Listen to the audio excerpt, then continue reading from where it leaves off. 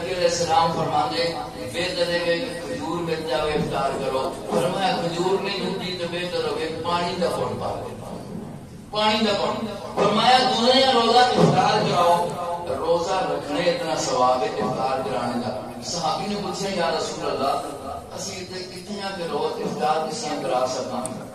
نبی علیہ السلام نے فرمایا تساں سمجھی گل نہیں ہے. شاید تساں سمجھا کہ کسی روزہ کھلانے کا ثواب کام ہے کہ تساں رجا کے کھلاوے.